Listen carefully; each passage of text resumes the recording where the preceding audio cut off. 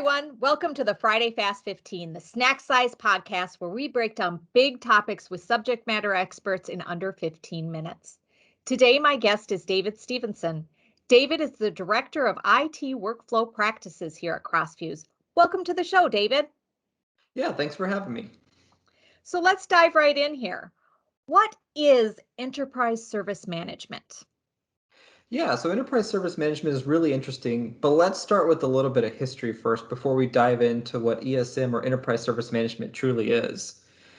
So, with the advent of the internet and employees in the workforce using internet connected applications, there's been a real revolution within the workplace to have a consumerized experience, such as when your employees go to a banking website or say Amazon.com. They want to see that familiar kind of experience that they have in the workplace, such as the ease of ordering items or browsing through a catalog of services. With this advent of this consumerization type of experience, the innovation to really drive that within the workplace really started with IT, right? So we've had the advent of these service catalogs where we can browse a catalog of services just like we're ordering something from Amazon.com.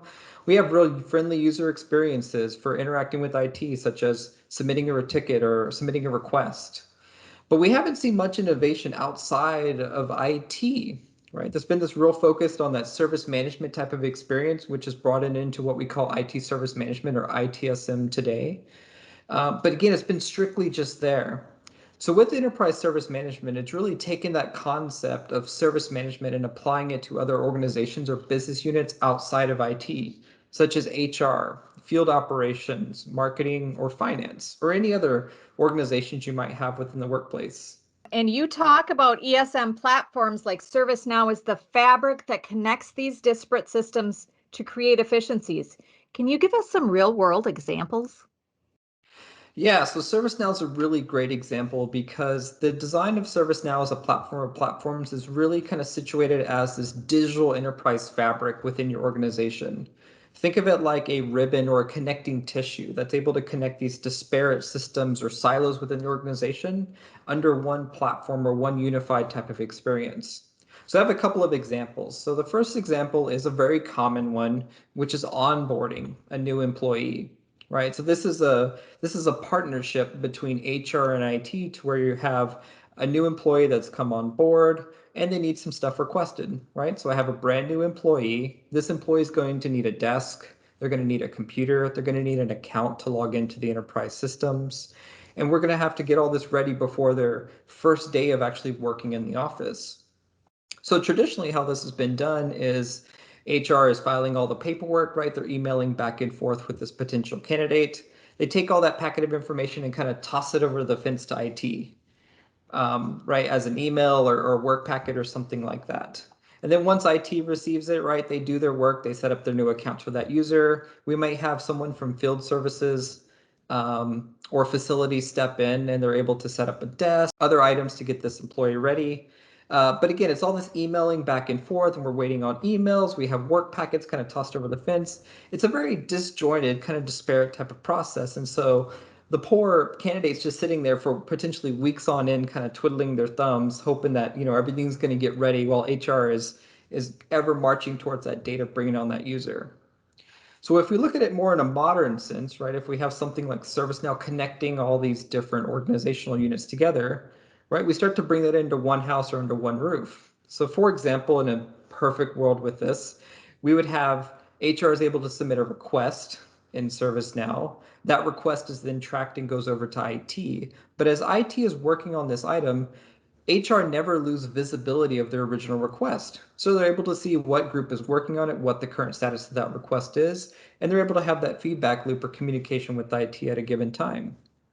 To help with IT as a part of this process too, no longer do we have to have these manual processes, right? So I don't have to contact or tap another group on the shoulder to say, hey, go set up this account over in AD, or go over here and provision this for this user. We can start to have these automations or provisionings or orchestrations from within ServiceNow automatically reach into these other programs or systems within the organization and automatically take care of this. So IT almost becomes hands off outside of approvals, whereas HR is able to submit this request and have a timely feedback or resolution to what they're looking for. A second example, as a part of this, which is a really cool one that we actually use internally here at CrossViews, is the linkage from sales to delivery down to finance. So say, for example, your services organization, much like us, is a ServiceNow partner, and you may have, right, a new customer, a new prospect come in. Sales is able to submit a request within ServiceNow. That request then goes through resourcing with delivery. It goes through finance for all the paperwork and financial information. And all three business units are able to work together jointly rather than having these disparate emails go out and I have to track, did I receive this today in an email?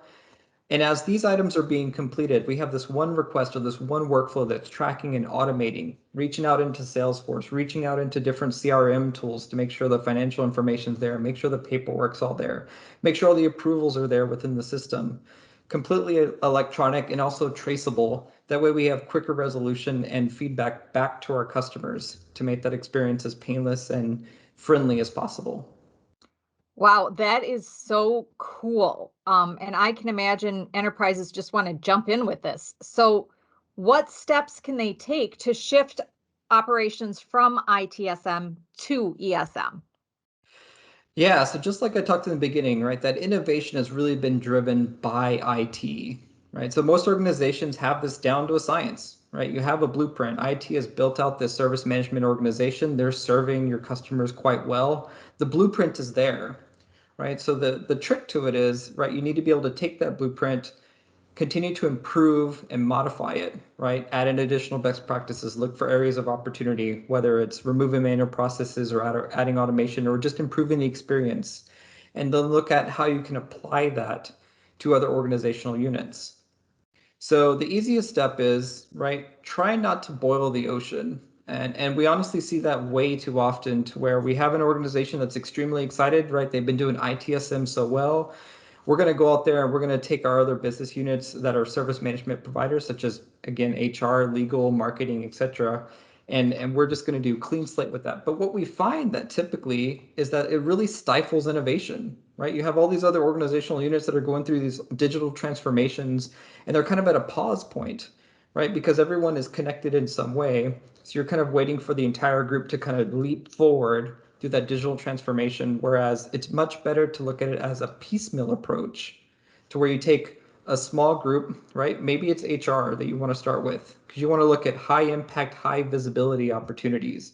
Where can you make the most impact to provide a better, right, more efficient consumer or customer experience, right? Because you're going to have, as you start to have these more delightful, more impactful experiences, right, that's going to translate into, better customer experience scores, or quicker returns on investments, things like that as a part of it. To help you get there, though, it really requires finding a true partner to look at your existing ITSM maturity and then assess it, right? And these assessments are very important because typically what we'll see is, right, you just don't want someone to roll in and just implement a new tool, right? If you walk in and as great as ServiceNow or some of these other tools are, as platform of platforms, if you just plop a tool in there, it's not going to solve the issue at the end of the day, right? You're suddenly not going to have service management for everyone, as great as that would be. So it's really finding a true partner to evaluate what this IT service management maturity is, continue to, again, refine it, mature it, use roadmaps, right? And allow that partner to help you take you on that journey and guide you to where the next set of high impact, high visibility opportunities really are. So, David, in this short period of time here, you have defined ESM for us. You've given us some real good concrete examples and really helped us understand the next steps on the journey from ITSM to ESM. Any final thoughts for us? Yeah, the biggest thing again is remember that it's a journey, right? Too often we see that, we just want to flip a switch and suddenly we're going to have enterprise service management for all. And as great as that would be, it's just not realistic. So again, finding a partner is key, and finding someone to take you on that journey kind of hand in hand together is really important. Also remember too, high impact, high visibility areas to reduce manual work or workload is very important, right? The modern world is built on automation, right? Between Microsoft and ServiceNow and a variety of other partners, anyone that's cloud connected, all built on automation to provide these efficiencies and reduce this manual effort to allow the organization to grow through innovation. That is so cool. And David, thank you so much for your time today. I am so excited to see the shift from ITSM to ESM play out in real time. Yeah, my pleasure. Thanks for having me. And thank you everyone for joining us today. This has been The Rise of ESM with David Stevenson. If you'd like to learn more about how Crossfuse can help your business shift from ITSM to ESM, check out our website and reach out to us at letstalk@crossfuse.com. And for more snackable podcasts, subscribe to the Friday Fast 15 on Apple Podcasts, Spotify, or YouTube. See you next week.